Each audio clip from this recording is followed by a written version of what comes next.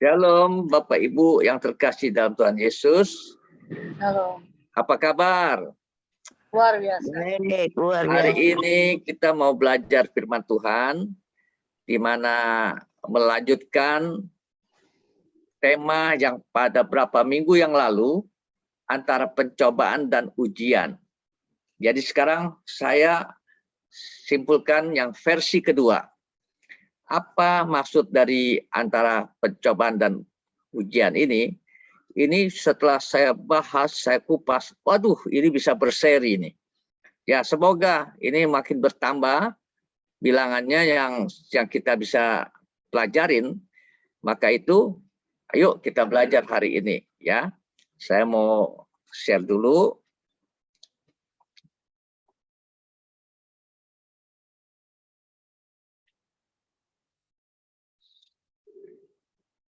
Sorry.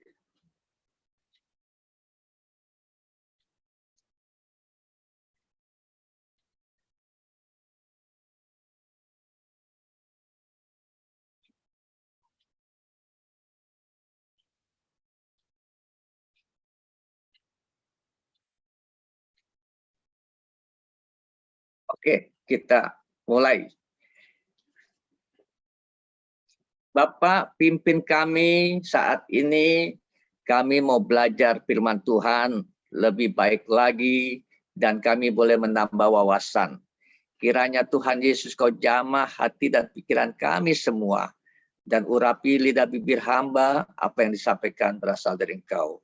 Mari Tuhan, kami siap mendengar dan hamba siap menyampaikannya. Dalam nama Yesus, amin. Bapak Ibu sahabatku yang terkasih dalam Tuhan, seperti yang waktu yang Yakobus pasal 1 ayat 12 dikatakan, berbahagialah orang yang bertahan di dalam berbagai pencobaan, karena Tuhan siapkan mahkota kehidupan. Nah, sahabatku yang terkasih dalam Tuhan, jadi kita ingin tahu selanjutnya apa ya, bahwa yang kita berapa minggu yang lalu kan sudah dijabarkan tentang bagaimana akhirnya itu untuk mempertahankan supaya iman kita jangan goyah, bahwa kita harus mempunyai langkah-langkah tindakan kita. Ya. Jadi kasih agape, kasih pilia, dan kesalehan, ketekunan, penguasaan diri, pengetahuan, kebajikan, dan iman. Itu penting. Terakhir adalah iman. Bagaimana iman itu kita pertahankan sampai kedatangan Tuhan kali yang kedua, pokoknya sampai hidup kita akhir di dunia. Supaya pada saat Tuhan katakan, di manakah ada imanmu? Nah, itu yang menjadi menyelamatkan. Sahabatku yang terkasih dalam Tuhan, jadi kesimpulannya yang waktu versi yang pertama, bahwa pencobaan datang adalah menghancurkan ya, masih ingat ya. Terus yang kedua, ujian datang memurnikan dan memulihkan, ya, memurnikan dan memulihkan. Itu ya yang waktu versi kedua. Nah sekarang yang versi kedua masih ingat gak bahwa versi ke-1 masih ingat gak pertanyaannya? Masih ingat ya? Kira-kira ingat ya? Apakah perbedaan pencobaan dan ujian? Apakah pencobaan datangnya dari Tuhan? Siapa saja yang bisa terkena pencobaan? Bagaimana caranya untuk terhindar dari pencobaan? Sudah kita dengar ya, sudah dijabarkan kemarin ini ya. Nah, selanjutnya sekarang kita mau lebih lagi, luas lagi tentang tema ini. Pertanyaannya, mengapa orang percaya masih bisa dapat pencobaan? Nah, pertanyaannya ya. Yang kedua, mengapa Tuhan izinkan ya iblis mencobai orang percaya? Tuh, coba kita renungkan ya. Terus yang ketiga, bagaimana caranya agar menang hadapi pencobaan? Nah, jadi pertanyaan ini coba kita serap, kita renungkan ya. Saya akan bagikan bagaimana bahwa apa hari ini pesan firman-Nya bagi kita. Jadi pada saat saya merenungkan Tuhan versi kedua ini apa ya? Nah akhirnya Tuhan kasih berikan hikmat buat saya menjabarkan versi kedua ini bahwa mengenai tema antara pencobaan dan ujian ini kita harus mengkaji lebih spesifik lagi, ya. Apa yang dimaksud pencobaan? Bagaimana terjadinya? Apa dampaknya kepada orang percaya? Sahabatku yang terkasih dalam Tuhan. Maka itu saya mengambil hari ini tema yang dikatakan antara pencobaan dan ujian ini, dan Tuhan kasih saya firman Tuhan tiba-tiba timbul dalam pikiran saya. Tuhan tunjukkan untuk saya harus sampaikan ini kepada sahabat semua, perumpamaan, ya, seorang penabur yang sedang menabur benih. Saya bilang, apa maksudnya Tuhan? Nabur benih kan biasa saja. Mungkin jemaat sudah dengar, ya, pasti semua jemaat yang ada di sini, teman-teman, sahabatku, pasti tidak asing lagi dengan cerita ini. Cerita tentang perumpamaan seorang penabur yang sedang menabur benih. Di dalam Lukas 8, ya, ayat 4 sampai ayat 15. Bagaimana di situ dijelaskan bahwa dikatakan ada 4 macam yang terjadi. Ya, ada 4 macam yang terjadi di sana. Ya, yang pertama yang jatuh di pinggir jalan. Terus yang kedua yang jatuh di tanah bebatuan. Yang ketiga yang jatuh di semak duri. Yang keempat yang jatuh di tanah apa? Tanah yang subur. Jadi maksudnya apa Tuhan? Saya minta hikmat sama Tuhan. Bagaimana menjabarkannya hal ini berkaitan dengan antara pencobaan dan ujian. Karena pertanyaannya tadi dikatakan, ya, kenapa orang percaya, ya, masih bisa dicobai? Bahkan Tuhan pun juga mengizinkan kalau iblis itu ingin mencobai orang percaya. Apa maksudnya Tuhan? Ya, dan bagaimana caranya kita sebagai orang percaya menang di dalam pencobaan? Banyak orang tanpa disadari di dalam pergumulannya akhirnya tidak tahan. Kadang-kadang akhirnya dia berkata, Tuhan jahat. Maka itu sahabatku yang terkasih dalam Tuhan, hari ini kita boleh belajar lebih dalam lagi tentang firman Tuhan ini. Cerita kisah ini, perumpamaan ini mengandung arti ternyata. Bapak Ibu, ternyata mengandung arti setelah saya renungkan, oh ada maksud Tuhan. Kenapa pencobaan itu datang? Ya, coba kita lihat. Di saat Tuhan Yesus memberikan perumpamaan ini kepada orang banyak, juga kepada kita hari ini sebagai orang yang percaya. Saya percaya sahabat semua di sini percaya pada Tuhan Yesus. Siapa yang percaya Tuhan Yesus angkat tangan. Haleluya. Ya, pasti semuanya percaya Tuhan Yesus angkat tangan ya. Haleluya. Nah, jadi sekarang kita akan buka firman Tuhan. Lukas pasal 8. Ya, tolong yang ada Alkitab di rumah buka ayatnya dari ayat yang kelima. Dan nanti jawabannya di ayat 12. Jadi nanti firman Tuhan ini dikatakan apa? Dikatakan yang jatuh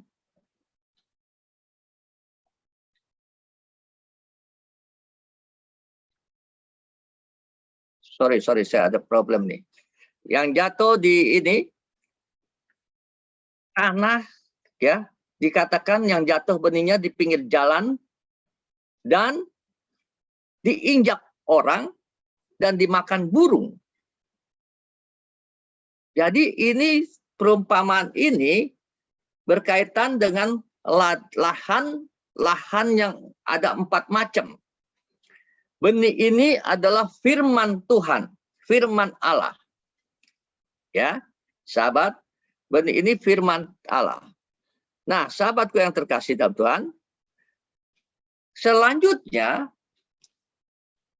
ketika benih firman ditaburkan di dalam kehidupan kita sebagai orang percaya, mungkin pada waktu di gereja, ya, mungkin pada waktu kita dengar ada orang menyampaikan firman, hamba Tuhan, atau kita dengar di YouTube atau di mana saja multimedia.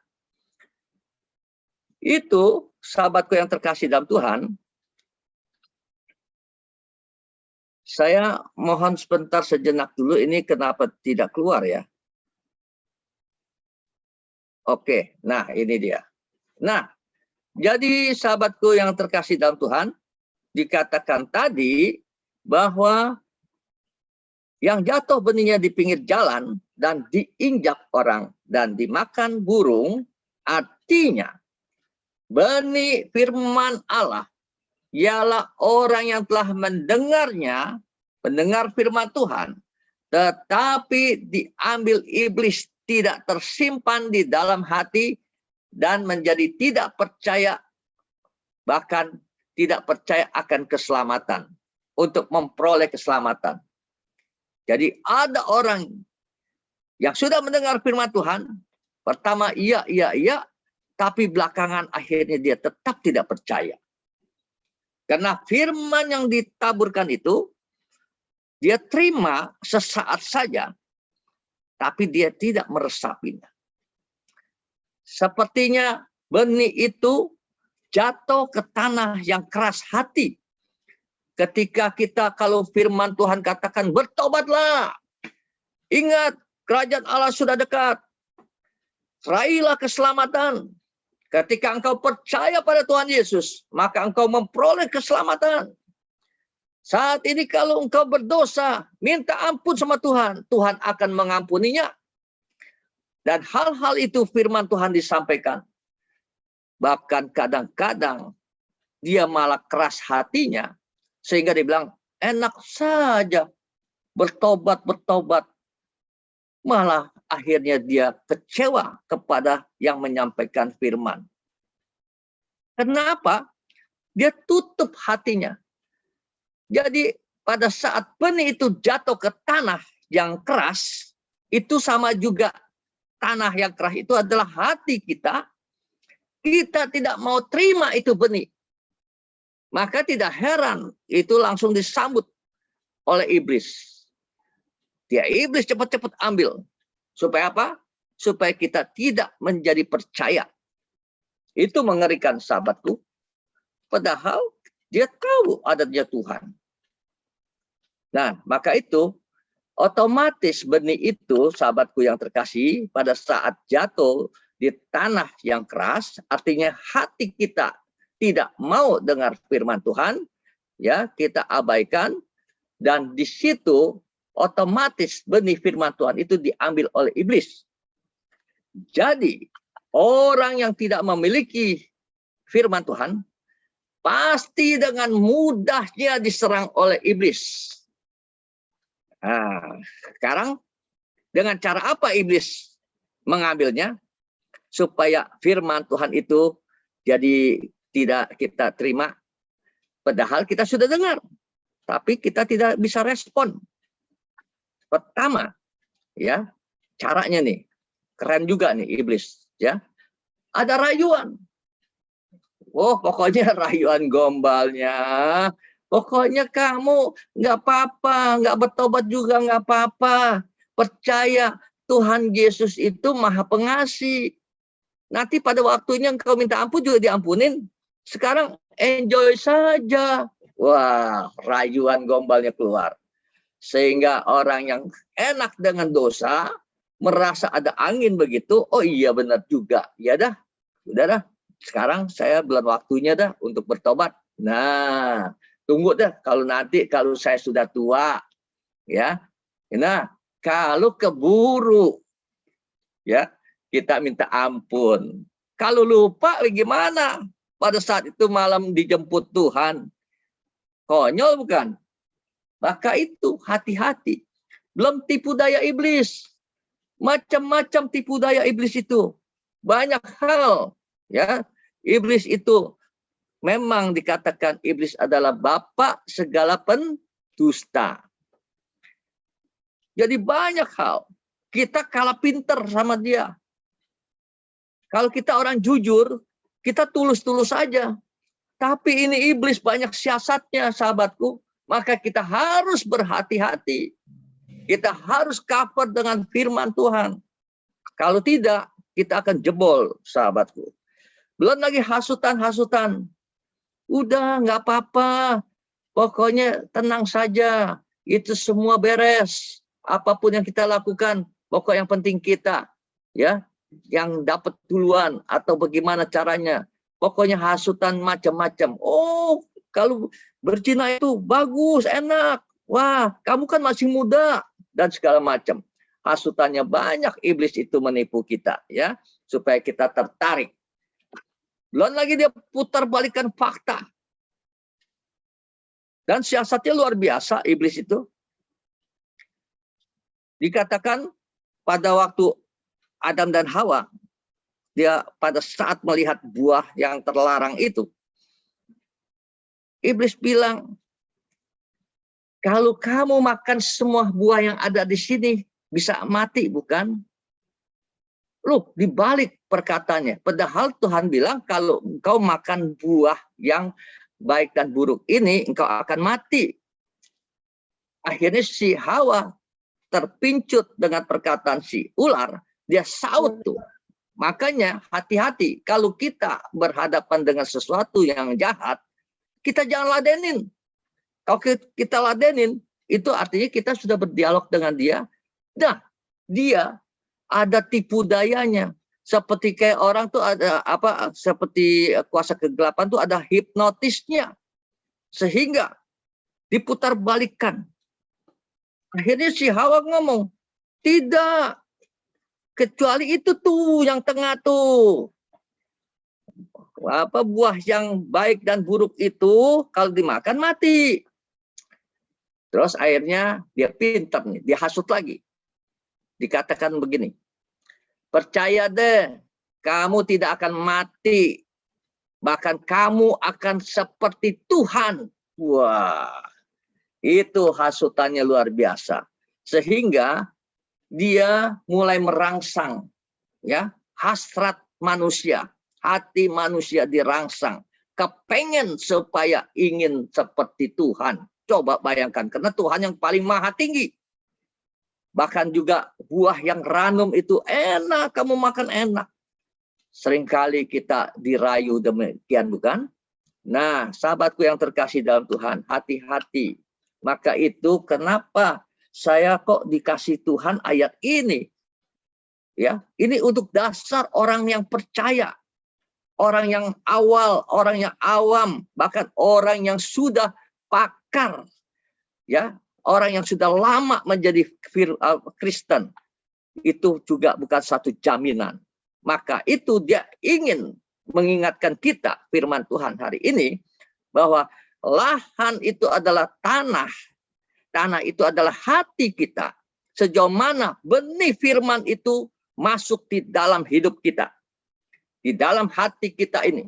Apakah benih kita, lahan tanah ini adalah hati kita ini yang akan ditanamkan firman Tuhan itu keras di jalanan, atau yang kedua, atau yang ketiga, atau yang keempat. Ya, nah, pantas saja banyak ya orang yang jatuh kena pencobaan. Karena apa?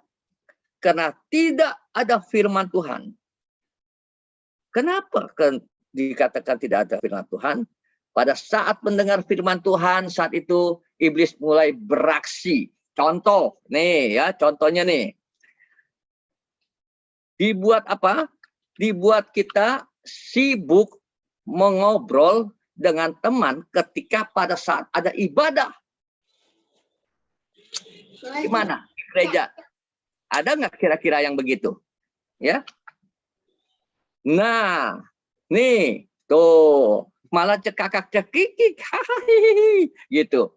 Ya, dia tidak memfokus mendengar hamba Tuhan sedang berbicara, yang menyampaikan firman Tuhan. Bahkan ada lagi tuh yang main HP tuh. Oh, ada yang telepon nih, ada telepon. Aduh, tanggung nih. Ada. Waduh, ini sohib gue nih. Aduh. Jadi dia pentingkan HP-nya. Bahkan tuh lihat, ada yang asik main HP. Padahal ibadah. Coba. Ada yang tidur. Tuh. Ya. Ada yang merasa bosan. Jadi iblis bisa atur, ya, menghasut kita, dibuat merasa bosan, dibuat tidak fokus. Itu pekerjaan iblis. Jadi sahabatku yang terkasih, jadi jangan dikatakan di gereja itu tidak ada setan. Setan nggak takut di gereja. Ya, setan takut ada orang yang punya firman. Di gereja banyak setan malah. Ya, kalau boleh saya katakan, hati-hati. Jadi bukan jaminan tuh gedung gereja kayak apapun, malah gedung gereja yang segala mewah, segala apapun juga, setannya juga banyak.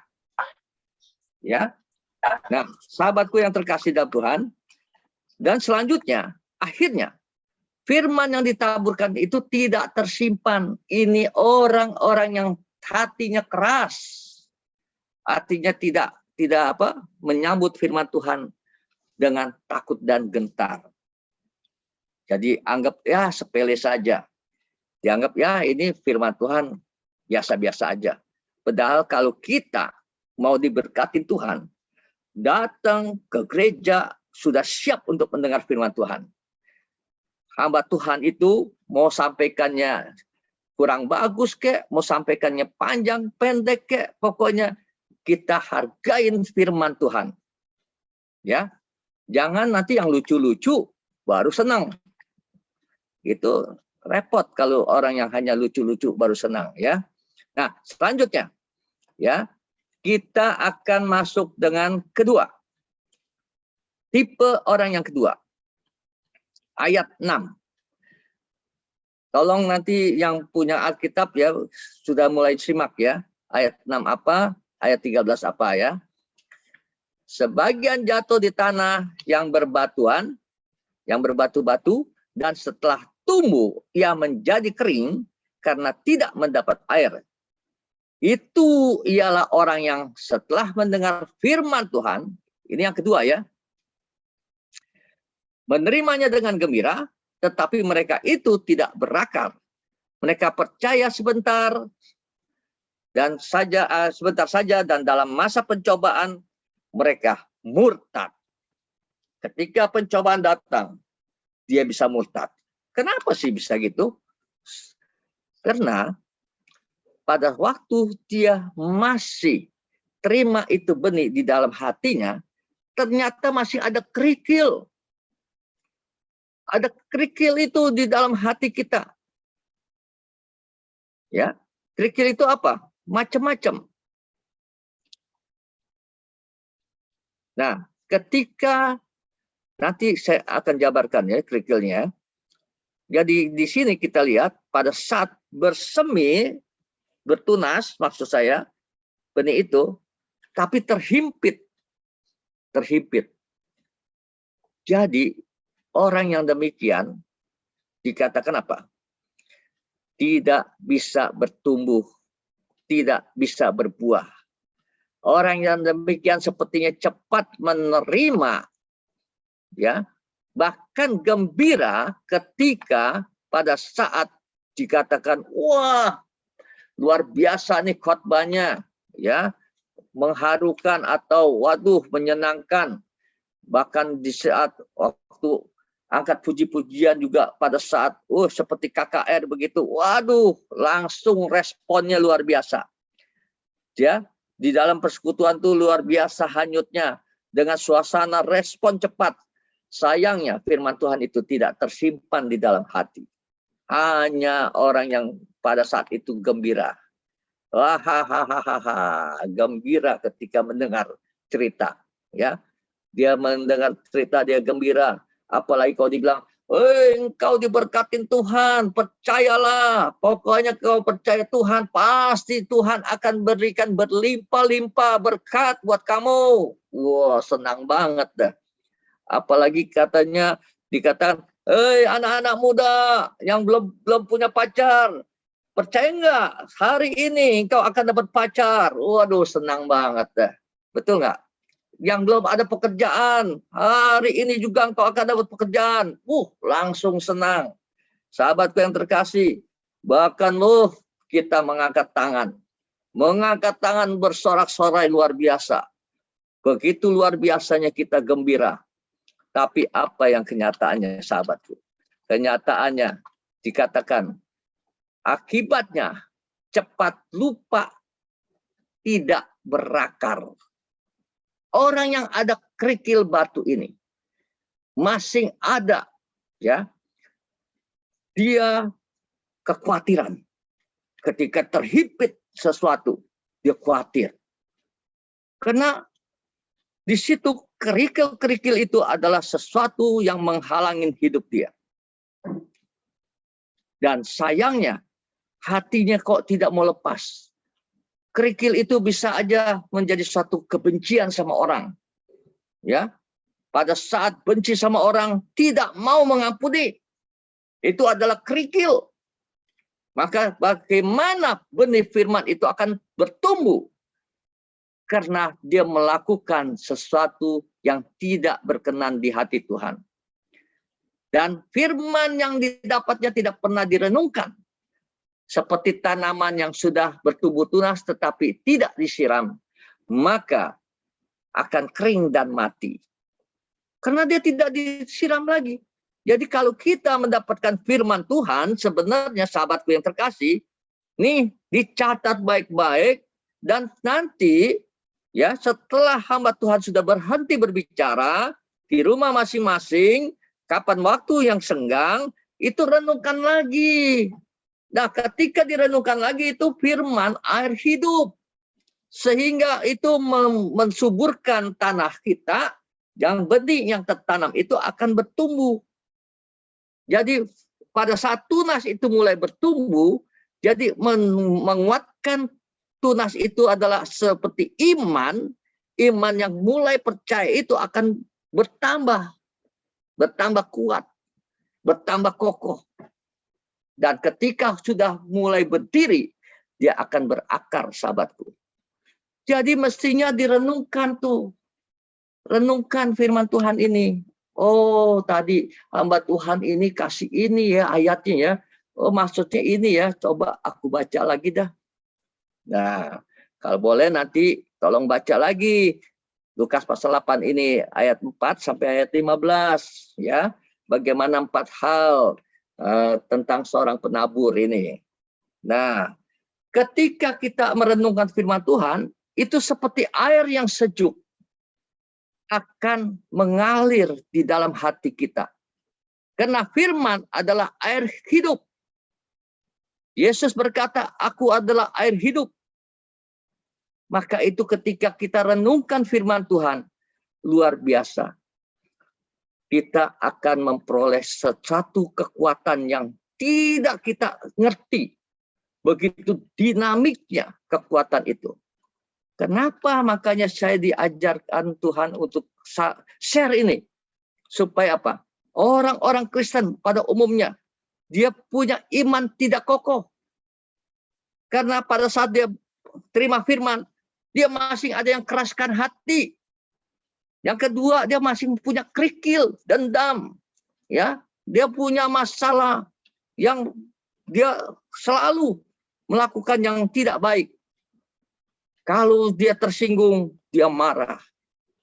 Maka orang yang demikian tidak akan timbul benihnya itu bertumbuh. Karena dia akan bisa mati benih itu. Benih itu adalah firman itu. Maka akan mati. Dan apalagi ketika di saat itu dikatakan ada masalah. Sahabatku, orang-orang yang demikian dikatakan apa? Bahayanya kalau tunas tidak ada kehidupan lagi. Jadi benih itu adalah firman, itu tidak ada kehidupan lagi. Ya, itu serangan iblis akan datang dan iblis mulai menyerang. Ya, iblis mulai menyerang, maka tidak heran dikatakan pencobaan datang. Kenapa tadi dikatakan orang percaya, iblis pun masih berikan cobaan? Karena dia tahu tidak ada firman. Demikian juga iman yang percaya, kita tidak disiram. Tidak disiram nih, kita sudah percaya nih. Tapi tidak disiram dengan firman terus. Hanya sekali-sekali doang. Bahkan juga mungkin jarang. Maka tidak heran dikatakan iman itu akan lambat laun akan mati. Iman itu tidak akan bertumbuh. Heran dikatakan orang tersebut saat ada kesukaran mudah murtad. Tidak ada firman di dalam hidup, ya. Tidak ada firman di dalam hidupnya. Saya katakan iblis mudah menyerangnya. Sahabatku yang terkasih dalam Tuhan, maka itu mari kita renungkan firman Tuhan ini. Sekarang yang ketiga nih, ya. Yang ketiga. Ayat 7 sampai ayat 14, ya. Ayat 7 sampai 14. Yang ketiga, ayat 7 sampai 14. Sebagian jatuh di tengah semak duri dan semak itu tumbuh bersama-sama dan menghimpitnya sampai mati. Ya. Nah, bayangkan sampai mati itu. Jadi ketika kita masih punya semak-semak duri, lahan hati kita ini ada semak-semak duri. Artinya semak-semak duri ini apa? Sahabatku yang terkasih, itu diperumpamakan, ya, yang jatuh di dalam semak duri itu ialah orang yang dengar firman itu, dan dalam pertumbuhannya selanjutnya mereka terhimpit oleh apa? Oleh kekhawatiran dan kekayaan dan kenikmatan hidup, sehingga mereka tidak menghasilkan buah yang matang. Bahkan juga dianggap semak-semak ini juga diartikan duri-duri ini adalah apa? Ketika kita sirik, iri, dengki, itu adalah satu duri yang bisa menghalangi kita. Sehingga kita akan timbul kekhawatiran. Waduh, dia semakin hebat. Kok gue nggak hebat-hebat ya? Kenapa? Aduh, pokoknya dia cemburu sama orang, iri hati. Bukan kita bersyukur dia diberkati Tuhan. Dan saya percaya aku pun akan diberkati Tuhan. Yang penting kehidupan kita benar dulu di hadapan Tuhan. Bukan kita korek orang lain. Dikatakan, wah jangan-jangan dia korupsi nih, makanya dia kaya. Wah, kita sudah menghakimin orang dengan yang negatif. Sebenarnya itu tidak baik, sahabatku yang terkasih. Orang-orang yang punya semak belukar di dalam hatinya, kecemburuan, iri hati, dengki, sirik, dan gampang marah, dan lain-lain, itu pertanda orang itu tidak ada firman di dalam kehidupannya. Firman yang masuk itu terhimpit, ya, termakan oleh semak itu.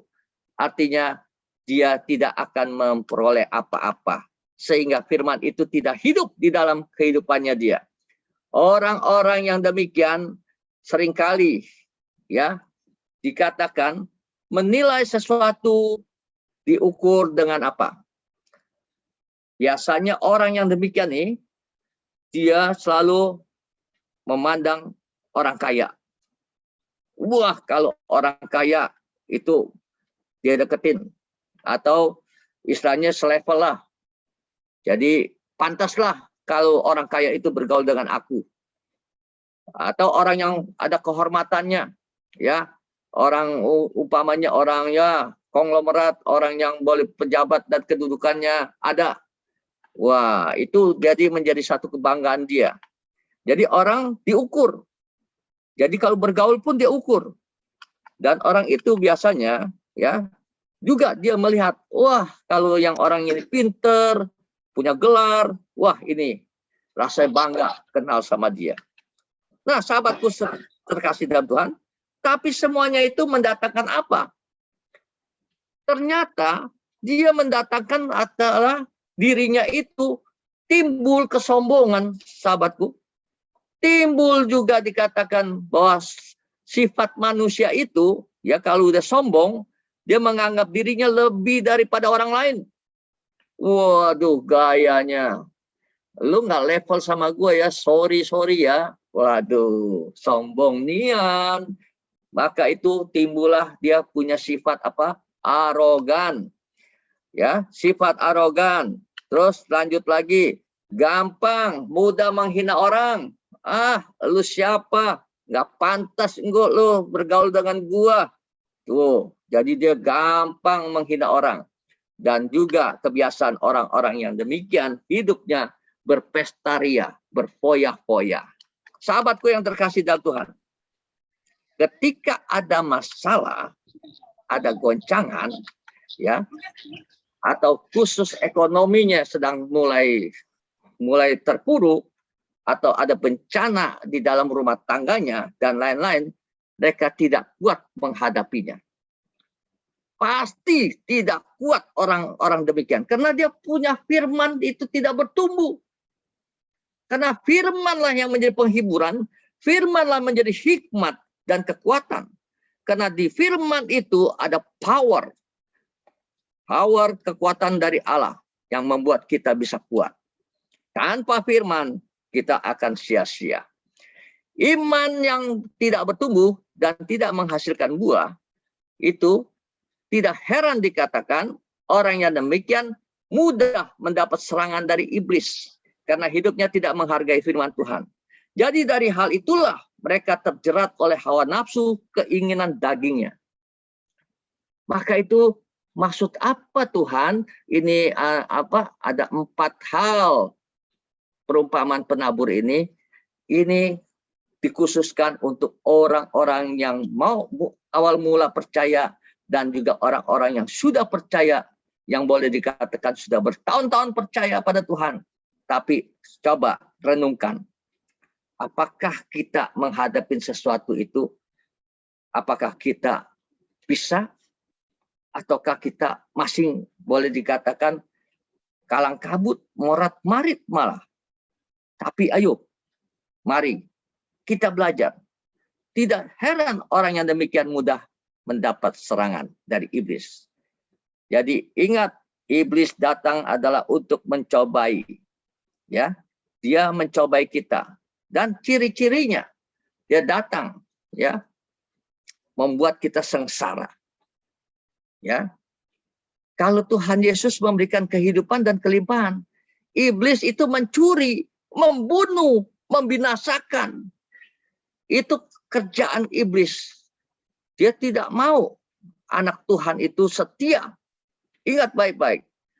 Dia tidak mau anak Tuhan itu patuh kalau disuruh baca firman, atau disuruh tetap berdoa, ya, atau disuruh ambil tindakan, lakukanlah perintah dari firman Tuhan yang sudah didengar. Jadi kita patuh dan taat, itu iblis paling benci kepada orang yang demikian. Makanya tidak heran iblis selalu menghasut di kuping kita. Maka itu kalau ada sesuatu pikiran yang tidak baik, katakan, hei, nyahlah engkau, aku adalah milik Kristus. Kita harus berkata demikian. Sahabatku yang terkasih dalam Tuhan. Dan itu, iblis itu menghasut, mendatangkan apa sahabatku? Dia ingin supaya kita ini gagal hidup kita. Dia akan membawakan kita supaya kita mempunyai hawa nafsu yang menajiskan. Nah ini nih, hati-hati nih. Hawa nafsu yang menajiskan. Markus pasal 7 ayat 20 ayat 23, ya. Markus pasal 7 ayat 20 sampai ayat 23. Firman Tuhan berkata demikian. Ayat 20-nya. Katanya lagi, apa yang keluar dari seseorang itulah yang menajiskan, ya.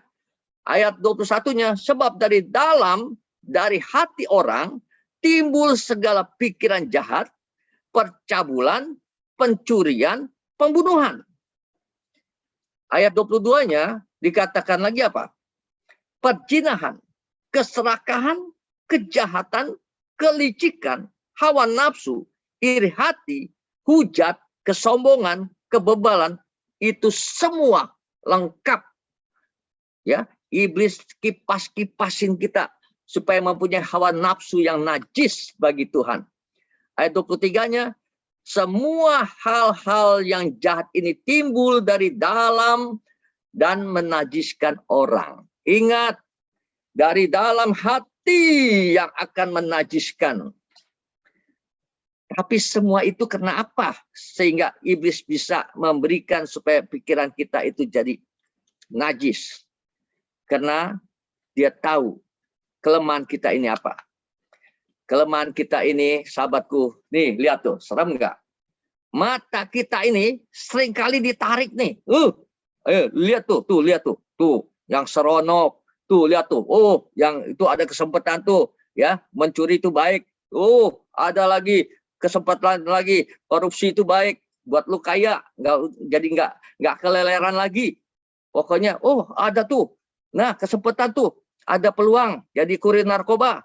Macam-macam tuh mata kita tuh diangkat tuh sama iblis tuh supaya bisa ngelihat ke sesuatu yang tidak baik. Itu pekerjaan iblis. Makanya tidak heran dari mata memandang timbullah hasrat dalam hati kita. Nah, dikatakan semua hal-hal yang jahat timbul dari dalam dan menajiskan orang itu ketika terpengaruh oleh tipu daya iblis. Oh, jadi saya rasanya, betul-betul nih, gregetan sahabatku yang terkasih. Jadi rupanya ini maksud Tuhan, bahwa kita harus hati-hati, bahwa kita harus persiapkan hati kita ini. Kita harus koreksi hati kita hari-hari ini. Apakah tipe yang ke-1, apakah tipe yang kedua, apakah tipe yang ketiga. Atau apakah tipe yang keempat itu yang Tuhan berkenan. Nanti kita lihat hasilnya apa yang keempat ini. Nah, sekarang kita masuk ke pertanyaannya dulu. Ya, mengapa orang percaya masih bisa dapat pencobaan? Nah, itu kan pertanyaan tadi. Ya, Yakobus 1 pasal 14. Tetapi tiap-tiap orang dicobai oleh keinginannya sendiri, karena ia diseret dan dipikat olehnya. Tuh, ya, diseret, dipikat olehnya. Nya itu siapa? Itu yang katanya, yang dikatakan simbolis, ya. Hasratnya akan timbul sesuatu yang jahat dari dalam hatinya. Kita ketransfer atau tidak? Kalau kita ada firman, itu bisa ke cover. Karena kita firmannya tidak bertumbuh, maka leluasalah simbolis itu. Jadi ada 3 tipe manusia menerima benih. Yang dikatakan orang percaya masih bisa dapat pencobaan. Sahabatku, hati-hati. Jadi kalau kita masih gampang marah, gampang tersinggung, juga sirik sama orang, atau kita negatif terus pikiran kita, ya, menduga-duga yang negatif sama orang lain, itu hati-hati, itu akan terhimpit. Sudah dihimpit oleh iblis, menjadi batu-batuan atau jadi semak. Maka itu sahabatku, pesan malam hari ini, ayo kita harus bereskan, bersihkan hati kita ini. Kalau kita mau terima Tuhan Yesus dengan baik. Karena kalau kita masih ada batu-batuan, itu artinya kita tidak ada pertumbuhan iman. Jadi benih firman itu tidak menjadikan berbuah iman percaya kita. Bahkan juga belum tentu berakar lagi. Jadi maka itu sahabatku yang terkasih, ingat baik-baik, ada pesan lagi di dalam Hosea pasal 6, tidak bosan-bosan saya sampaikan, dikatakan begini, umatku binasa karena tidak mengenal Allah. Karena engkaulah yang menolak pengenalan itu, maka aku menolak engkau menjadi imamku. Dan karena engkau melupakan pengajaran Allahmu, maka aku juga akan melupakan anak-anakmu. Aduh, sedih sekali sahabatku. Kalau sampai dikatakan anak-anak kita dilupakan Tuhan. Waduh, rasanya nggak enak hidup kita. Maka itu sahabatku yang terkasih, ayo mari kita harus mengenal Tuhan dengan benar. Sahabatku yang terkasih dalam Tuhan, selanjutnya, mengapa Tuhan izinkan iblis mencobai orang percaya? Nah, ini pertanyaan yang kedua ya. Yang pertanyaan kedua adalah karena Tuhan ingin uji sejauh mana orang percaya itu sungguhkah tetap setia kepada Tuhan? Itu adalah Tuhan ingin, dia pengen lihat ya bahwa kita yang sudah percaya ini waktu diuji, waktu dicobai oleh iblis, tapi kita sebaliknya menjadi ujian di mata Tuhan. Ketika kita dicobai, kita bisa nggak ya bertahan? Anggaplah suatu kebahagiaan ketika kita jatuh dalam berbagai-bagai pencobaan. Yakobus katakan. Dan ayat 12-nya, berbahagialah orang yang bertahan di dalam pencobaan. Sebab sudah disiapkan mahkota kehidupan. Sahabatku yang terkasih, mengenai ujian, ini kita lihat. Bahwa Tuhan menguji kalau iblis mencobai. Kenapa saya bilang gitu? Karena ada bukti. Buktinya begini. Daud walaupun dia susah, padahal dia sudah diangkat jadi raja, tapi dia harus susah, dikejar-kejar, bahkan mau dibunuh sama mertuanya sendiri, sama Saul, dan belum lagi menghadapi musuh. Dia lihat itu luar biasa. Cobaan yang datang pada dia menjadi ujian kehidupan dia di mata Tuhan. Sehingga apa? Seperti saya bilang, satu keping mata uang ada dua sisi. Satu cobaan, satu ujian di mata Tuhan. Cobaan menghadapi satu masalah. Ujian adalah Tuhan ingin melihat sejauh mana engkau setia. Tuhan menguji orang benar dan orang fasik. Lihat, tapi dikatakan ada firman Tuhan katakan orang fasik akan binasa. Ya. Dan juga Tuhan membenci orang yang mencintai kekerasan. Maka itu sahabatku yang terkasih, Amsal 16:2 dikatakan lagi, ditekankan lagi luar biasa, ya. Segala jalan orang adalah bersih menurut pandangannya. Boleh kamu katakan begitu, boleh kita katakan gitu. Segala jalan orang adalah bersih menurut pandangannya sendiri. Ya, kita kadang-kadang suka membenarkan diri kita, wah, aku jalannya bersih, aku jalannya lurus, aku sudah setia, aku dan aku. Tetapi semua itu Tuhanlah yang menguji hati kita. Amin. Tuhan yang tahu sejauh mana hati kita, sungguh-sungguhkah kita percaya Tuhan? Sungguh-sungguhkah kita tunduk dan taat pada Tuhan? Sungguhkah kita mengandalkan Tuhan dengan sepenuh hati? Itu Tuhan tahu. Kadang-kadang kita, sudah Tuhan. Kalau kita ngomong sama orang, kita seperti malaikat kalau boleh.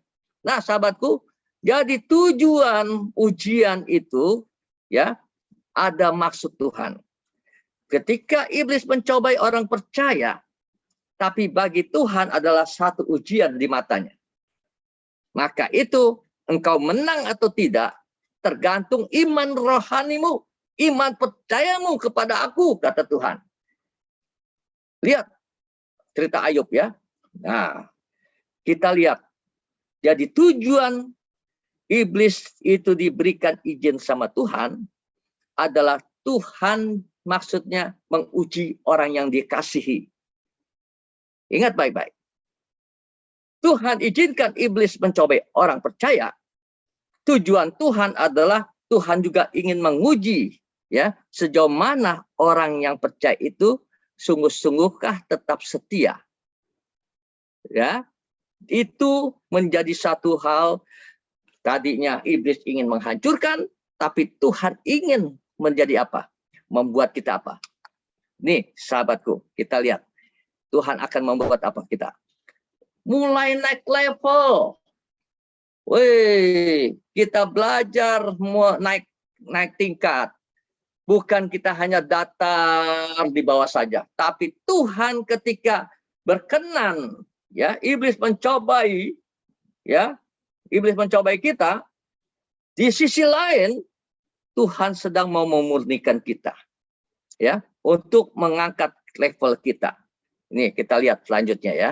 Kita lihat lanjutnya. Karena Tuhan ingin orang percaya itu dimurnikan dan naik levelnya. 1 Korintus pasal 3 ayat 13.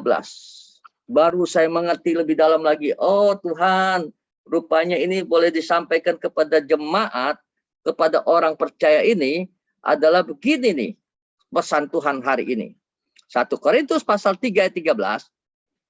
Karena Tuhan ingin orang percaya itu dimurnikan dan naik level. Tinggal tanda tanyanya, bisa apa enggak? Mau atau tidak? Tergantung kita. Amin. 1 Korintus 3 ayat 13 berkata gini. Sekali kelak pekerjaan masing-masing orang akan nampak. Karena hari Tuhan akan menyatakannya, sebab ia akan nampak dengan api, dan bagaimana pekerjaan masing-masing orang akan diuji oleh api itu.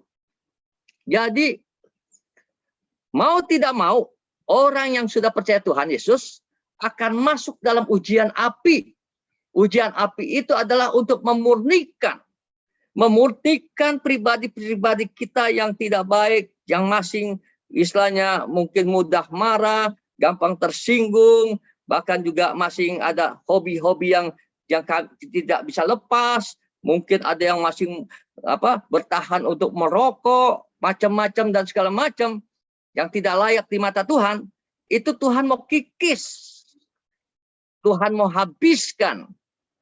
Maka dikatakan semua orang, dia pada suatu hari kelak, dia akan menghadapin, ya, hari ya Tuhan. Akan menyatakannya, sebab ia akan nampak dengan api, dan bagaimana pekerjaan masing-masing orang akan diuji oleh api itu. Ya. Jadi kita tidak luput dari ujian. Sahabatku, walaupun setianya kita, tapi ujian itu untuk supaya kita naik level. Makin meningkat kita, makin kita hidup akan menjadi serupa segambar dengan Kristus. Selanjutnya, kita lihat apa ayatnya. Nih, lebih keren lagi nih ayatnya. Zakaria 13 ayat 9. Coba tolong satu orang yang baca ini, karena tidak semua teksnya tertulis. Jadi saya minta tolong dibantu. Satu orang baca. Zakaria 13 ayat 9.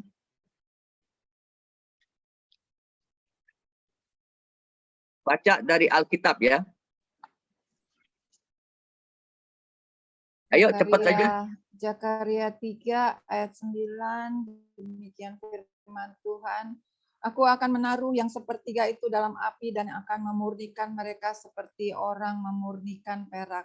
Aku akan menguji mereka seperti orang menguji emas. Mereka akan memanggil namaku dan aku akan menjawab mereka. Aku akan berkata, mereka adalah umatku, dan mereka akan menjawab, Tuhan adalah Allahku. Amin, terima kasih. Jadi ini ceritanya bahwa suatu hari kelak 2/3 akan dibinasakan Tuhan. Ngeri nggak? Sepertiganya ini akan diuji Tuhan lagi. Coba. Jadi nggak gampang masuk dalam kerajaan sorga. Tapi kita percaya ketika iman kita bertumbuh, iman kita berakar dan berbuah, percaya kita akan bisa melewati ujian ini. Bahkan menjadi seperti emas yang murni Tuhan buat. Aku akan menaruh akan sepertiga itu dalam api dan akan memurnikan mereka seperti orang yang sedang memurnikan perak. Aku akan menguji mereka seperti orang menguji emas. Mereka akan memanggil namaku dan aku akan menjawab mereka. ayat sebelumnya di atas, ngeri sahabatku. Ayat sebelumnya di atas itu dibilang 2/3 dibinasakan. Jadi kita kalau sampai kita hari ini hidup, kita masih ada percaya dan masih bisa beribadah, artinya adalah pilihan Tuhan. Nanti suatu hari kelak, ujian itu akan datang. Mengerikan bukan? Maka itu jangan main-main. Kita hidup bukan hanya asal-asalan saja. Wah, kita hidup udah, yang penting aku sudah ke gereja. Oh, tunggu dulu. Ini ada masa-masa penantian. Karena kedatangan Tuhan sudah dekat. Maka itu kita sebagai orang percaya jangan berandai-andai lagi. Jangan bermain-main lagi. Mari kita sungguh-sungguh kalau mau beribadah, beribadahlah dengan hati yang sungguh-sungguh menghormati Tuhan. Bukan beribadah itu asal datang saja. Tapi datangnya itu beribadah adalah rindu mencari wajah Tuhan. Rindu untuk mendengar firman Tuhan. Sahabatku yang terkasih dalam Tuhan. Ayo, kita harus tampil beda ya. Nah, terus yang ketiga. Karena Tuhan sedang siapkan berkat yang baru. Tuh, ketika ujian itu datang, pemurnian itu datang, ya, dari pencobaan nih, terus kita kuat, artinya, jadi kita tidak bersungut-sungut ketika pencobaan datang. Kita sadar, pencobaan itu datang bisa dari apa? Dosa kesalahan kita. Atau pencobaan itu datang, iblis ingin mencobai karena kita jujur, tulus, dan setia sama Tuhan. Ada dua tipe. Pencobaan datang artinya dari kesalahan kita sendiri, akibat perbuatan kita sendiri. Ya, iblis layak itu menuntut untuk mencobai. Terus kalau kita bertahan dalam hal-hal duka, berbagai duka, kita akan dikatakan berbahagialah orang yang demikian. Tapi kalau dikatakan lagi sudah setia, nih lucunya orang yang sudah setia nih, yang hidupnya tulus, hidupnya jujur, hidupnya takut Tuhan, iblis irinya lebih besar, maka dia datang kepada Tuhan. Ingat waktu Ayub, iblis datang kepada Tuhan. Apa yang terjadi? Tuhan izinkan, asal kau jangan jamah nyawanya, Tuhan bilang. Dan apa tujuannya? Iblis boleh mencobai, tapi di sisi lain ada ujian yang dia harus lewati. Ayub tidak bersungut-sungut. Ayub tidak membuka kata-kata kotor. Ayub tidak membuka kata-kata yang tidak baik. Ayub dia selalu memuliakan Tuhan. Ya, tidak ada perkataan yang salah di hadapan Tuhan. Jadi dia tidak bersungut-sungut, ya, menyalahkan Tuhan. Apa yang terjadi, sahabatku? Selanjutnya dikatakan karena Tuhan sedang siapkan berkat yang baru. Ayub pasal 42 ayat 10 dan ayat 17. Lalu Tuhan memulihkan keadaan Ayub setelah ia meminta doa untuk sahabat-sahabatnya, dan Tuhan memberikan kepada Ayub 2 kali lipat dari segala kepunyaannya yang dahulu dia punya. Setelah itu, maka matilah Ayub, ya, dengan usia yang tua dan lanjut umurnya. Bahagia. Kenapa? Anak yang mati 10, dia dapatkan lagi 10, bahkan lebih baik lagi. Ya, semua hartanya yang habis kembali lagi. Bahkan saudara-saudaranya yang tadinya tidak lagi berdekatan dengan dia karena pada saat itu Ayub sudah hancur, tapi semuanya kembali lagi bersukacita. Luar biasa.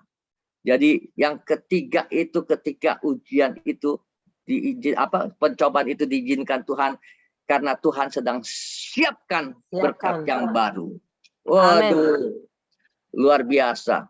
Jadi kita jangan bersungut-sungut ya kalau ada pencobaan. Nah, sekarang kita lanjut ke pertanyaan yang ketiga. Ya. Bagaimana caranya agar menghadapi pencobaan? Yang ketiga, ya. Pertanyaan yang ketiga. Nanti habis ini baru kita akan kupas ya. Jadi adalah dikatakan perumpamaan yang keempat. Yang keempat ini ayat 8, ya. Jawabannya ayat 15. Jadi firman Tuhan berkata begini. Dan sebagian yang jatuh di tanah yang baik, dan setelah tumbuh berbuah 100 kali lipat. Setelah berkata demikian, Yesus berseru, siapa mempunyai telinga untuk mendengar, hendaklah ia mendengarnya. Jadi hari ini firman Tuhan ditaburkan, siapa yang mempunyai telinga, angkat tangan, coba telinganya ditarik. Coba, ayo. Punya telinga ya? Oke, kayak saya ini punya telinga nih. Nah, firman Tuhan hari ini berkata apa? Hendaklah ia mendengarnya. Mendengar apa yang firman Tuhan sampaikan hari ini. Apa maksudnya? Maksudnya begini sahabatku. Yang jatuh di tanah yang baik itu ialah orang yang setelah mendengar firman itu menyimpannya di dalam hati yang baik. Jadi hatinya dia sudah buang nih. Kepahitannya dia buang, ya, kebencian sama orang dia buang, syirik dia buang. Oh, perilaku yang suka mungkin yang melihat video porno atau mungkin hidup yang suka pesta pora dan lain-lain dia buang semua. Ketika dia buang itu batu-batuan, semak-semak belukar, dia buang, maka tinggal hati yang baik yang ada. Disitulah mulai benih firman itu akan bertumbuh. Di situ bertumbuh, dia akan mengeluarkan buah. Dan di dalam mengeluarkan buah itu, disitulah baru kita akan tahu bahwa firman itu ada kuasa yang luar biasa. Dalam hati yang baik dan mengeluarkan buah dalam ketekunan. Jadi dia selalu tekun berdoa, selalu tekun baca firman, selalu tekun renungkan firman, ya, selalu tekun ya berbagi, selalu tekun dia hidup dalam kebenaran. Dia tidak mau sampai tidak bertumbuh. Sahabatku yang terkasih dalam Tuhan, inilah firman Tuhan bahwa dikatakan persiapkanlah tanah yang baik, yaitu hati kita yang baik. Supaya apa sahabatku? Supaya pada saat kita persiapkan tanah yang baik ini, adalah hati yang baik ini, kita bisa pertama-tama, kita harus buang, bersihkan hati yang jahat. Ya, jadi orang yang mempersiapkan tanah yang baik, artinya dia harus berani siapkan diri, bersihkan hati yang jahat. Ya, hati yang jahat itu macam-macam tadi kan, tadi sudah ada di ayatnya. Dan juga dikatakan persiapkanlah tanah yang baik itu, hati kita yang baik itu, tekun baca firman Tuhan. Yang kedua, ya. Terus tekun renungkan firman Tuhan. Baca merenungkan beda. Baca boleh baca. Tapi lebih lagi kalau kita ada waktu betul-betul kita rindu mau mengerti firman Tuhan. Nah, renungkanlah firman Tuhan itu. Kalau kita nggak tahu, tanya sama hamba Tuhan. Atau tanya sama Tuhan sendiri. Tuhan, berilah saya pengertian secara khusus Tuhan. Percaya, Tuhan akan memberikan pewahyuan. Seperti saya mendapatkan ayat ini untuk menyampaikan firman Tuhan. Tuhan, apa nih versi keduanya? Tuhan masa tunjukkan perumpamaan ini. Jadi tujuannya awalnya inilah orang kenapa sering orang Kristen, orang percaya sering dicobai oleh iblis. Karena hatinya belum benar di hadapan Tuhan. Masih keras seperti benih yang jatuh di tepi jalan, dimakan burung, disambar sama iblis. Ya, kenapa? Ke gereja suka ngobrol kiri kanan, main handphone, tidak ada konsentrasi, tidak hormatin ibadah itu. Orang demikian jangan harap mendapatkan berkat dari Tuhan. Ngomongnya kita mau diberkatin Tuhan. Tuhan tolong, Tuhan tolong. Tapi sikap kita tidak hormat sama Tuhan. Bagaimana Tuhan senang? Ketika Tuhan senang, apa sih kemauan kita? Tuhan tahu lebih dulu, bukan kita minta, Tuhan akan sediakan. Karena saya rasakan sendiri ketika saya melayani Tuhan dengan sepenuh hati. Itu ada saja yang baru terpikir belum ngomong. Berapa hari kemudian ada orang datang ngasih. Itu luar biasa. Tuhan tahu hati kita. Yang penting bagaimana kita menyenangkan hati Tuhan dulu. Nah, makanya supaya kita tahu, tekunlah baca firman Tuhan. Dan renungkanlah firman Tuhan itu. Ya, terus hati yang melekat pada Tuhan. Itu tambah kita melekat sama Tuhan. Aduh, seperti kayak orang yang jatuh cinta. Bagaimana orang yang jatuh cinta? Aduh, pacar kalau melihat ya pacarnya pada saat ngelirik aja pengen lihat itu satu barang. Udah dia tahu tuh pacar. Kalau dia punya duit, dia beliin langsung. Ya, nggak usah diminta. Dia tahu nih, waduh pacar ini. Atau diam-diam dia punya hati nih karena saking cintanya, wah aku mau belikan hadiah secara khusus nih. Untuk menjadi sesuatu momen yang indah. Si sang pacar itu akan sediakan berkat. Sang pacar itu sekarang kita adalah Tuhan Yesus Kristus, saudara. Maka jadikanlah hati kita melekat kepada Tuhan Yesus seperti seorang yang sedang berpacaran. Maka Amin. itu percaya kita akan selalu mendapatkan berkat. Jadi kalau kita minta doa, ya Tuhan akan jawab doa kita. Amin. Tapi benar dulu hidup kita. Benar nggak nih? Nah, supaya kita juga jangan jadi mempunyai hati yang jahat, supaya jangan dapat berbagai cobaan, ya kita harus berdoa dan berjaga-jagalah senantiasa. Itu Yesus sendiri ngomong di Taman Getsemani. Petrus, sejam saja engkau berjaga-jaga dengan aku, berdoa ya. Engkau akan dijauhkan dari berbagai pencobaan, karena roh penurut tubuh lemah. Jadi manusia tubuhnya lemah. Dia kepengen yang enak-enak, tapi dosa juga dia jalanin. Ya, udah gitu, rohnya penurut lagi.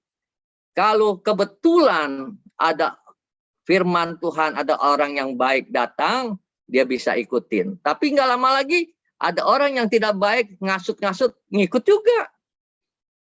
Maka manusia itu labil. Tapi ketika kita percaya Tuhan Yesus, dimeteraikan Roh Kudus, disitulah kita akan kokoh iman kita. Kita tidak akan goyah.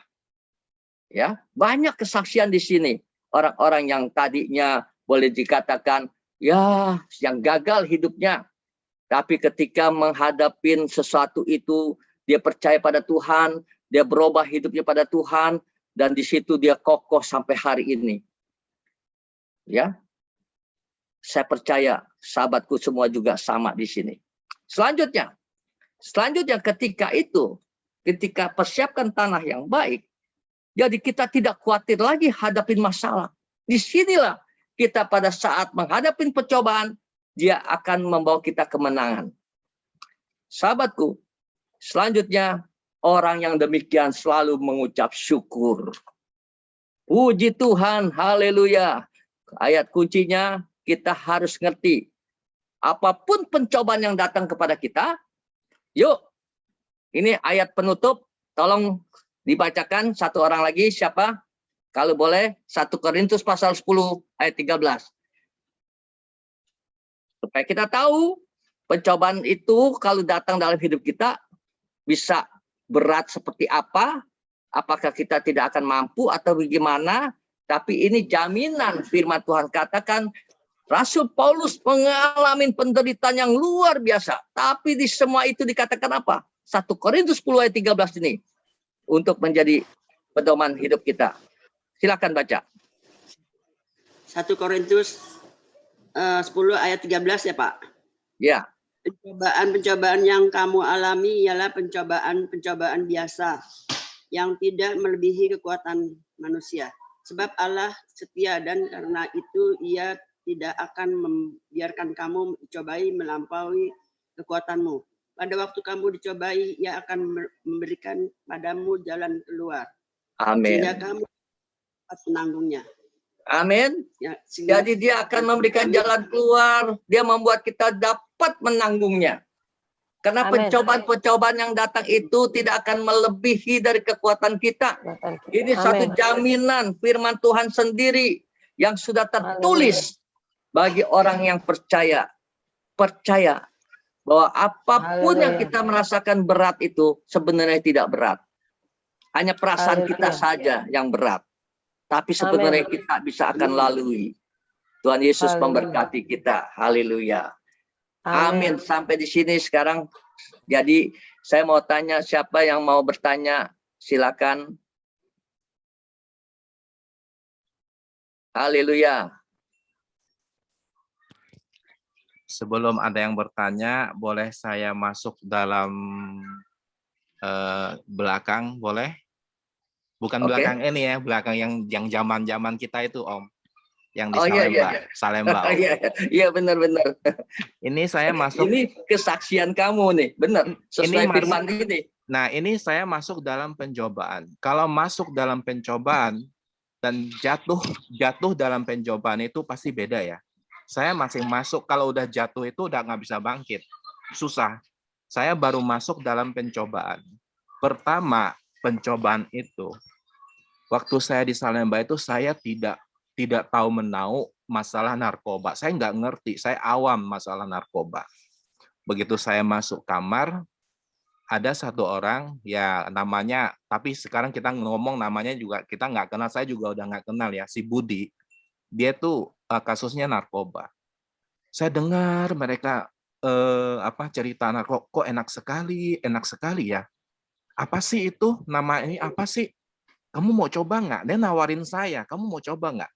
Ketika kamu mau coba barang ini, semua imajinasi kamu, kepintaran kamu, kehebatan kamu keluar semua. Dia ngomong begitu. Masa sih saya bilang begitu? Saya udah mulai tertarik di situ.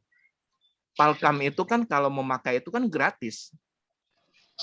Waktu itu saya diajak, ayo ke situ yuk. Sana pada pesta, dia bilang begitu. Begitu saya melangkah masuk pintunya itu, hidung saya tertusuk-tusuk. Sepertinya ada jarum yang nusuk. Waduh, ini nggak bisa, saya dibilang. Langsung saya keluar. Itu pencobaan saya lolos. Nah, di situ saya lulus dalam ujian. Amin. Pencobaan kedua ya. Nah, saya kan suka ya ke tempat-tempat lain gitu kan. Pas di situ saya tiduran. Kalau namanya di sel itu kan nggak ada cewek ya, cowok semua ya. Saya tiduran, tau-taunya saya ada yang raba saya, ada yang meraba dada saya, terus saya dicium. Astaga, saya bilang begitu. Saya dicium. Astaga, saya bilang begitu. Kenapa bisa begini? Saya bilang begitu. Kamu kalau sekali lagi kamu melakukan hal seperti ini, saya tidak akan berteman sama kamu, saya tidak akan datang ke tempat kamu. Tahu nggak, 3 hari itu saya terngiang-ngiang, terbayang-bayang sama orang itu. Kalau saya masuk, saya jatuh, saya jadi homoseksual. Itu saya lulus dalam pencobaan, saya masuk dalam pencobaan, lulus dalam ujian. Itu hal yang paling mengerikan bagi saya, itu pengalaman saya. Mungkin Bapak Ibu Saudara di sini mungkin masa-masa lalu pasti mengalami ujian dan cobaan, karena tuh disinilah kita mengasah ingatan kita. Dulu kita pernah dicobain dan kita lulus dalam ujian. Demikian ya cerita saya masa lalu. Tuhan Yesus memberkati kita semua. Amin. Wah, ini udah kesaksian luar biasa ya. Luar biasa. Jadi ingat, pencobaan itu kalau kita menang jadi ujian. Ujian itu yang membuat jadi berbuah. Ya, Dewasa. tekstil rupanya dia dapat momennya, ya, momen dicobai, momen masuk ujian, tuh luar biasa kan? Haleluya. Makanya kan saya bilang, seperti satu keping uang, 2 sisi. Jadi Tuhan itu, iblis mau hancurkan, silakan loh, tapi gue mau berkatin. Waduh. Jadi kalau Amin. orang Kristen takut dalam pencobaan, itu bukan orang Kristen. Dan orang Kristen itu artinya menolak rezeki, menolak berkat. Amin. Tapi jangan cari-cari pencobaan, ya. Jangan cari-cari pencobaan, ya. Lebih baik tunjukkan kesetiaan kita. Pencobaan kadang datang sendiri, kita nggak perlu cari. Datang Iya. sendiri. Seperti saya alami itu datang sendiri. Kita nggak cari. Dari pendengaran, enak nggak? Ih, benar enak ya. Nah, itu. Makanya dengar itu harus hati-hati. Ya. Terima kasih, Teksin. Jadi konteksnya sesuai ya dengan tema hari ini ya. Nah, siapa lagi mungkin ada yang mau pengalaman? Ini kan udah masuk ke testimoni nih. Jadi sekalian apa yang firman Tuhan yang sudah ditaburkan ini, adakah berkaitan dengan pengalaman pribadi kita? Ayo, kita Ya, share. saya Om. Ya, Saya silakan. juga, halo Om, shalom semuanya. Shalom. Saya juga pernah ya kayak Kak Teksin ya, gitu. Saya nganterin anak saya syuting. Terus di situ ada Susi pelawak ketoprak humor Om. Ini kok baik banget sama saya nih. Dia selalu habis syuting kasih makanan, kasih uang. Ternyata saya diajak pulang sama dia. Saya diraba-raba juga Om. Sisanya saya suka perempuan. Saya bilang ya Tuhan Yesus, Tuhan Yesus. Untuk saya nggak terlalu terlena dalam tidur. Itulah saya bersyukur pada Tuhan gitu Om. Saya juga sama Kak Teksin rasakan gitu. Itu ya gitu pertolongan ya. Tuhan. Ya Tuhan berkati. Begitu hebatnya ya rayuan-rayuan iblis ya. Tapi kalau ada firman Tuhan dalam hidup kita, kita bisa tolak itu. Amin. Ayo, siapa lagi? Ini tema bagus. Ini tema masih ada versinya berikutnya lagi. Versi yang ketiga nanti. Ya. Jadi bukan putus sampai hari ini, versi kedua. Sebab pencobaan ujian itu luar biasa indahnya. Nanti saya akan kasih lagi yang versi ketiga. Ahwa, gimana Ahwa? Coba apa yang kamu yang mendapatkan pencobaan apa? Apakah berbalik menjadi ujian buat dirimu? Ayo dong. Belum, Pak. Hah? Belum. Belum. Apa belum dicobai sama iblis? Sudah. Nah, sudah dicobai terus masih kalah. Masih kalah. Kalah sih belum. Kalah sih belum. Jadi masih bertarung sekarang nih ceritanya. Lagi bertarung.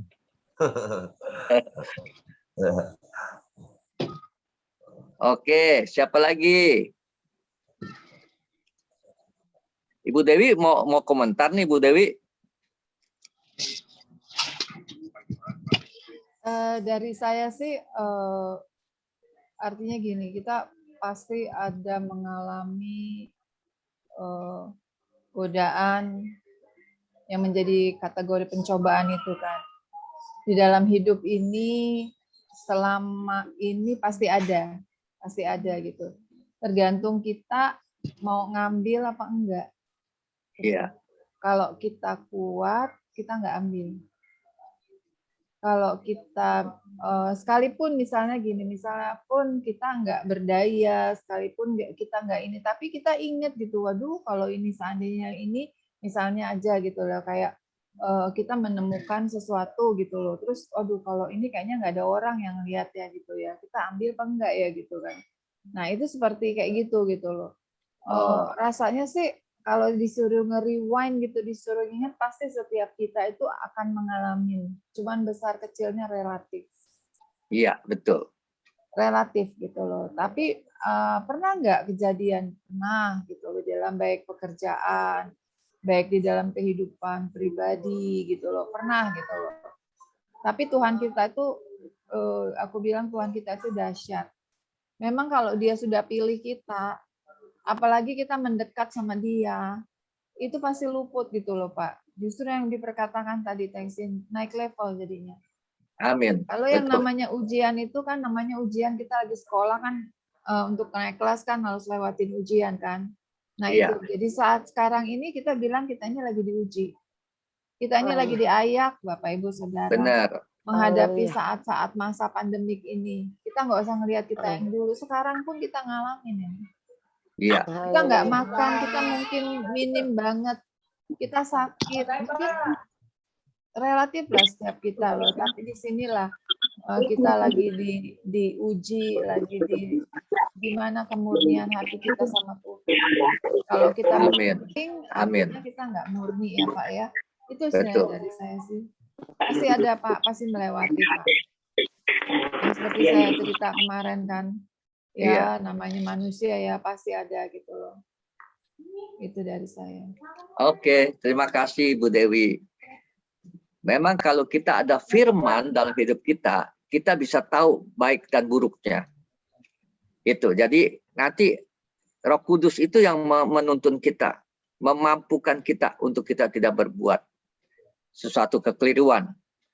Seperti Ibu Dewi bilang, saya pernah ngalamin pada waktu lagi susah-susahnya saya nggak punya uang. Tahu-taunya saya pada saat ke ATM itu ada uang 300 sudah keluar duluan. Jadi saya nggak tahu tuh uang siapa. Jadi saya ambil aja itu uang. Padahal saya belum masukin. Saya belum ketik saya punya rekening. Tapi 300 ini saya pada saat itu spontan begini. Puji Tuhan, lagi nggak ada duit nih. Tuhan kasih begini.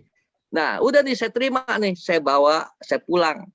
Tapi pas pulang itu ada suara berbicara. Ya, itu bukan uang kamu. Itu harus dikembalikan. Waduh, bergumul saya. Bergumul. Sisi lain saya lagi nggak ada duit. Ini 300.000 lumayan nih. Saya bilang gitu kan. Tapi kan ini kan saya bukan nyolong. Saya kan ini kan dapat ini. Artinya kan dapat berkat ini. Dari Tuhan. Masih begitu lagi bilangnya. Tapi diingatkan Tuhan begini. Betapa sedihnya orang yang punya uang itu. Sekarang dia lagi membutuhkan. Waduh, langsung itu malam saya nggak bisa tidur. Besok pagi-paginya saya langsung ke ATM itu. Kebetulan ATM itu kan ada banknya di belakangnya. Jadi saya ke banknya itu. Saya tanya sama petugas di situ, bagian counter. Bu, saya kemarin ke ATM dapat uang 300.000. Sebelum saya masukin ke uang saya punya ini kartu sudah ada keluar 300.000. Ini Bu uangnya. Waduh si itu yang penjaga itu, officer itu, dia bilang, Bapak, aduh terima kasih banyak. Itu orang nangis-nangis karena itu baru gajian. Dia bilang gitu. Sampai dia mohon-mohon sama bank untuk ganti uangnya dia karena dia tidak ada uang lagi baru gajian. Betul nggak tuh suara? Ternyata orang itu sedih. Kalau kita dekat sama Tuhan, ada kepekaan. Maka yang bukan layak buat kita, kita tidak berani mengambilnya.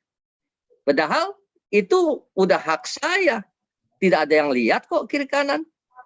Itu kan sama juga rezeki nomplok Tuhan kasih. Tapi itu bukan Tuhan yang kasih. Itu ujian buat saya. Sebagai orang Kristen. Benar ke Ibu Dewi bilang itu. Pernah ngalamin hal yang begitu saya alamin juga. Ya. Maka itu kalau kita dekat sama Tuhan. Pasti ada tuntunan Tuhan. Oke. Selanjutnya mungkin masih ada berapa menit lagi.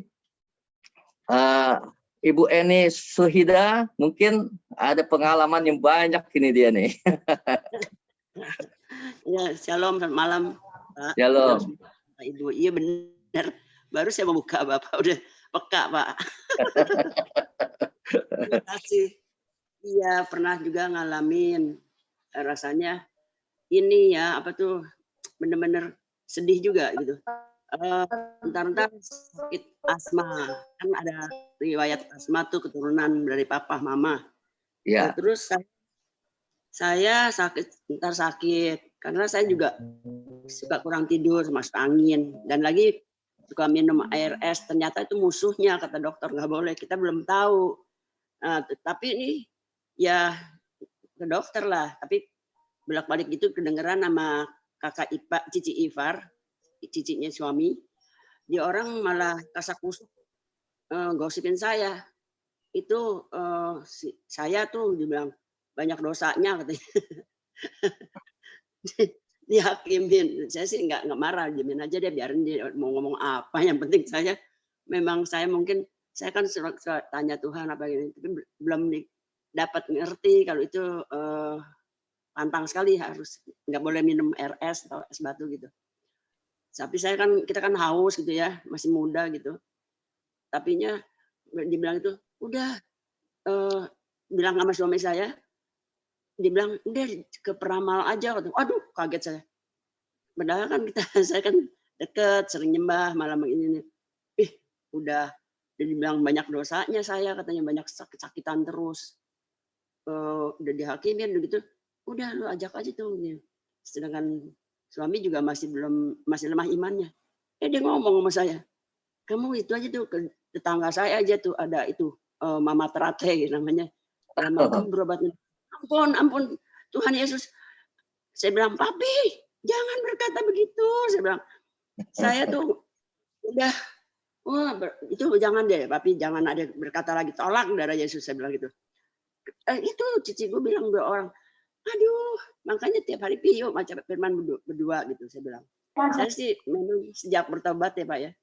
Bukannya saya sharing aja. Saya tuh mata hati saya memandang terus, baca firman. Kalau dibangun nggak bisa tidur, mendingan saya inget-inget dan baca firman. Suruh nyembah ya nyembah. Memang kan itu ujian ya. Karena memang sakit-sakitan gitu, kamu tetap berdoa nggak gitu ya. Nah terus saya berdoa, dapat lagi penghakiman.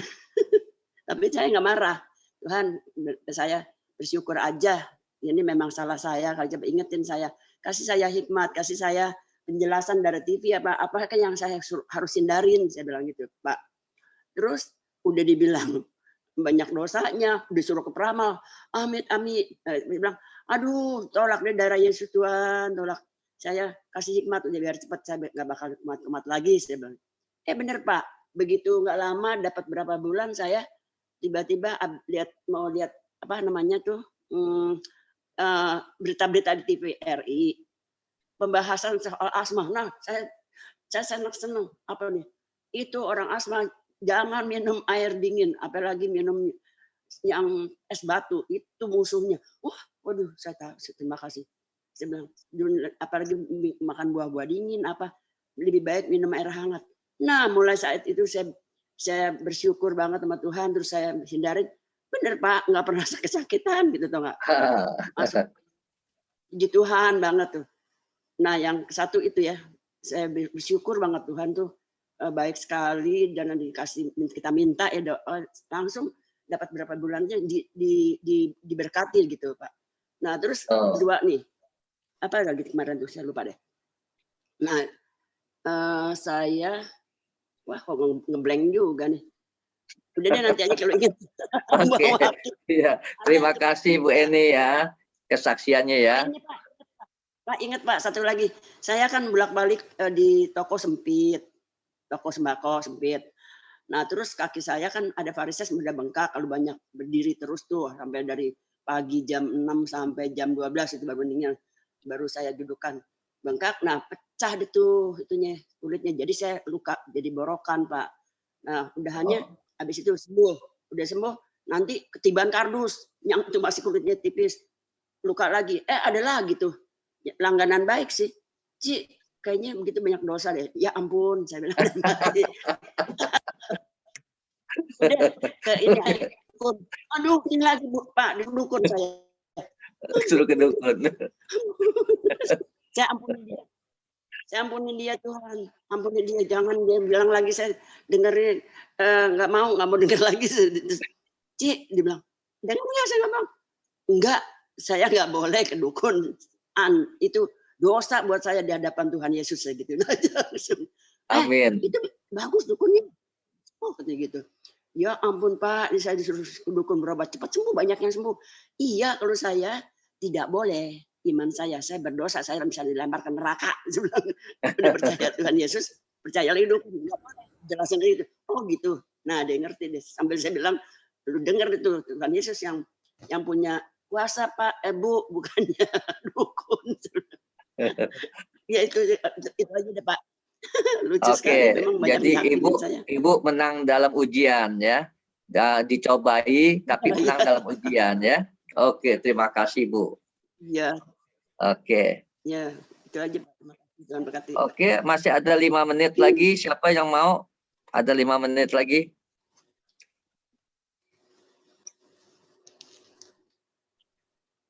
Ayo, cepat-cepat. Siapa yang mau komentar?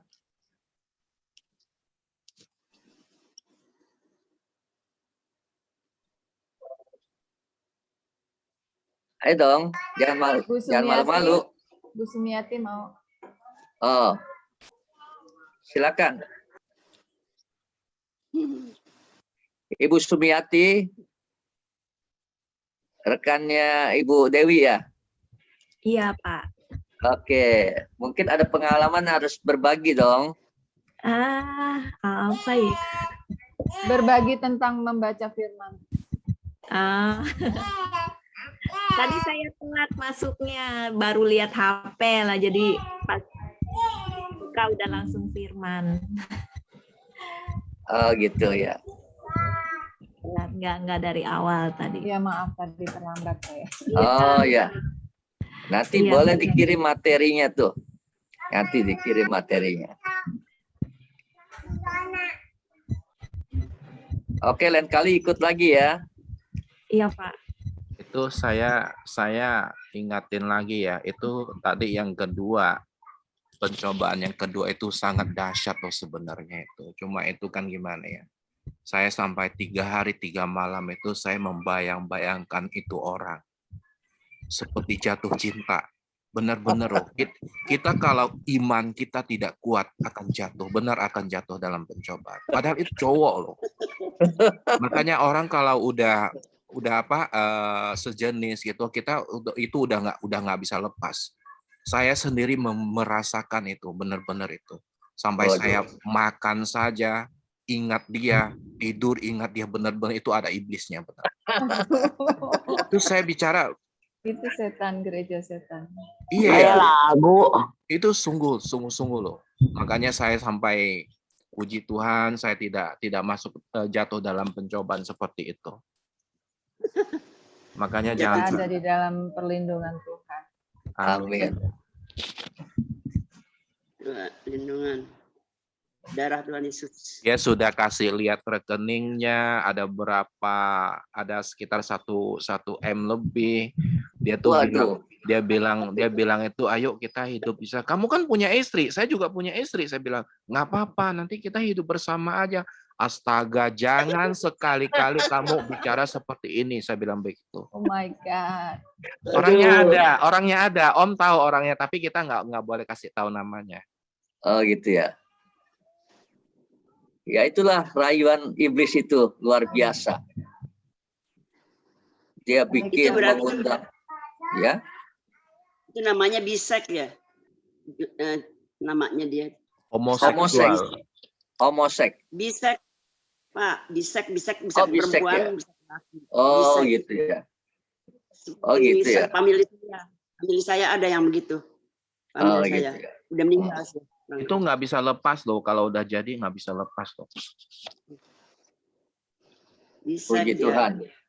Kalau homo cuma nama laki-laki aja, dia nggak kawin, nggak Oh, perempuan. haleluya, Tuhan Yesus dahsyat. Benar itu bisa gitu, perempuan bisa, laki bisa, Om. Iya, Oh benar. gitu. Najis. Inilah yang tadi kan dikatakan ya, dari hati keluar yang jahat membawa kenajisan. Itu iblis Iya. tuh pintar menipunya. Pendusta. Makanya puji Tuhan, saya terima kasih sama Tuhan sampai jam 12:30 saya baru selesai tema ini semalam. Makanya jadi saya nggak ikut doa fajar tuh berapa hari. Saya sedang Ngantuk. kupas ini. Iya, hampir 12:30. Doa fajar kan jam 4 harus bangun. Om ikut-ikut doa fajar dong Om. Oke, nanti dikasih linknya. Om. Ya, Iya. nanti kalau boleh semua belajar firman Tuhan diarahkan sama Ibu Dewi supaya gini, grup ini harus baca firman Tuhan. Ibu Dewi boleh kasih PR buat mereka seperti iya. Ibu Dewi kasih dengan dengan Ibu Sumiati itu juga dengan Baik. grup Victory juga bagikan aja supaya Siapa mereka yang ada laporan sama Ibu Dewi.